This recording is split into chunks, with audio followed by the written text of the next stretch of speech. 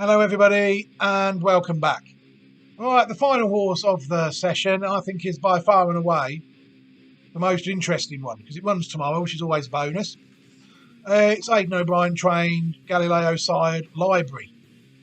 I mean, this is a horse I think that will get a lot further than what it's getting now, possibly.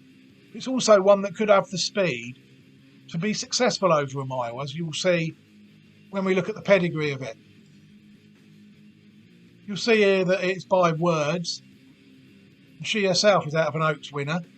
Words won a Group 3, and she is related to several pattern performers. Again, I've limited to the classic ones like I did last time, including a full sister to 2016 UK Derby placed Group 3 winner and a horse that died sadly in Australia called US Army Ranger, and a half sister to a dual Group 2 placed, dual Group 3 winner Nelson. The second dam, as we know, Moonstone, won the 2008 Irish Oaks. And again, it's one where there's so many black type horses in this pedigree, that we could get bogged down in them. She is related to several pattern race performers, including dual Group 1, including the 2003 Irish Oaks placed listed winner Lancress. And she again is a very good broodmare in her own right. She's the dam of Sybil of Spain that's been running in group races in France over a mile. Also, we've got Group 3 and listed place stallion Cartef, the winner of the 1999 Group 1 Prix Saint Hilary Cerulean Sky, and she is the dam of 2007 UK St Leger placed Group 2 and Group 3 winning stallion Honolulu. The third dam is a half sister to Group 1 Group 2 placed Group 1 placed Group 2 winning stallion Wareed, and Canadian Group 2 and French Group 3 winner Truly a Dream. And she is a dam of a very underrated stallion that sadly died. A dam of 2003 French 2000 guineas placed stallion Catcher in the Rye, and four-time US Group 1 placed French Group 2 and listed winner Dream Peace. And she is actually a dam of a horse I was following this year in Classics that fell a bit short. Group 3 enlisted winner Dream Flight. Fourth dam is actually a Guineas winner. Arctic Royale won the 1981 Irish 1000 Guineas.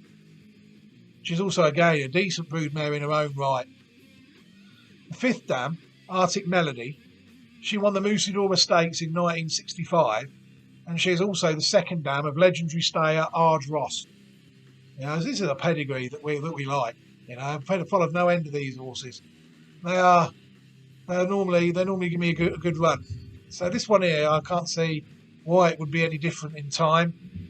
It's got a damn silly mare in there, but she did win the Oaks.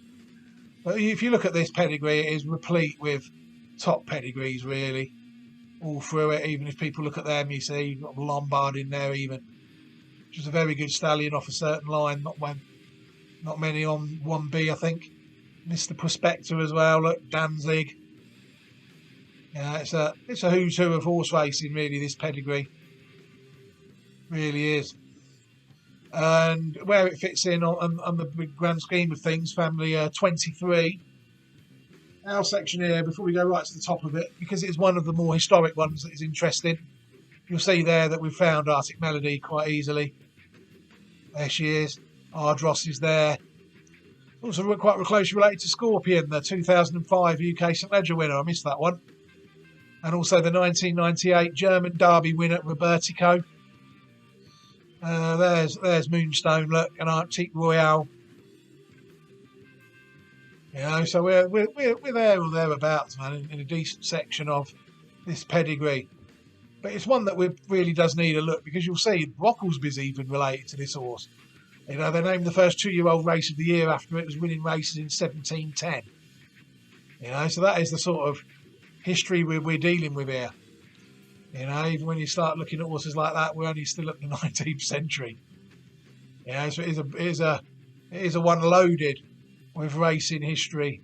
It really is. Not so much in the modern day. There's a St Leger winner in 1917. Horses like these are only still turn of the century horses, you see.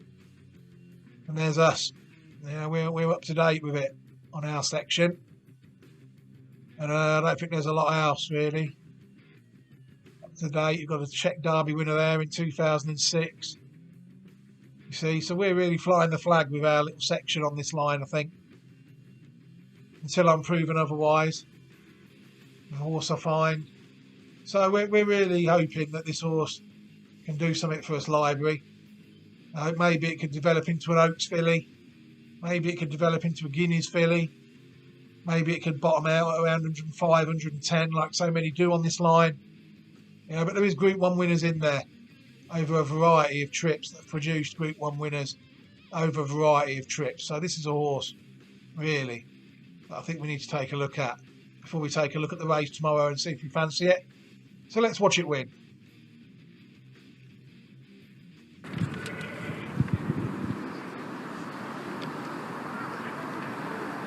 Set. They're off in race 2. The Camas Park Stud Irish EBF 2-year-old fillies maiden, just over 7 furlongs. On the Money is on the lead in the early stages, with alongside Marsh Lock, followed by Sachet Apprentice. Library is Hattie with Lake Illawarra. Bella Blue Eyes the inside of Satin, and then Amusement and Alsea, the Foghorn and Bright Tree, the back marker of a well tightened up field. As Library goes to just pick it up from On the Money. In third place is Marsh Lock, being followed by Bella Blue Eyes and Sachet next, and then Lake Illawarra as they pass the 5. Library goes on a length in front, heading to the end of the back straight, followed by On the Money and Marsh Lock. Lake Illawarra next on the outside, running the rail is Bella Blue Eyes, followed by Sachet and Apprentice as they turn towards the halfway stage. Library presses ahead by a length and a half to Marsh Lock, disputing second place with On the Money, being followed for the approach to the straight by Bella Blue Eyes, Sachet, Lake Illawarra, Apprentice, nudged along as Satin, and then Amusement and Alsea, the Foghorn and Bright Tree, the final couple. Less than 3 to run, they straighten up for home, and the Camas Park Stud Irish EBF 2-year-old fillies maiden, and out in front, kicking away is the favourite Library. On the Money and Bella Blue Eyes give chase second and third, then Marsh Lock and Satin and Sachet. In the middle of the track is Lake Illawarra. Amusement runs on late, but out in front by a good 5 lengths is Library, and Shemi Heffernan going further away from this field with in second place Bella Blue Eyes. Library opens her account on the back of 2 good runs. Second is Bella Blue Eyes. Amusement, good work in third, then On the Money and Marsh Lock. Yeah, Library wins pretty comfortably in the end. I thought that was a great ride. The Hef shown to all his glory there. I'd have him over Wayne Lorden any day of the week. He's a good jockey, Hef. And what's more, he has been for years. But the thing with this horse, you see, it's struggling to rate above 90 in 3 starts. It's got quite a similar profile to the one that fell short for us the other Saturday, hasn't it, really, if we look at it? Dower House. So, I don't know. Let's have a look at the race and see if we can make a case for it tomorrow. And then we'll call this recording a day, I think. It's only a listed race. That's about the level I'd want it at, having not raced above 90. We're about looking at, see, 87 there, look. You see, it's in there, isn't it? It's in there with every chance. Zarins, because of Juddmonte one. We've got an Aga Khan horse in there as well. I could easily look them and suss this race out now, but we follow our own, and if one of ours beats it, then we look at it. That's the way I've always worked.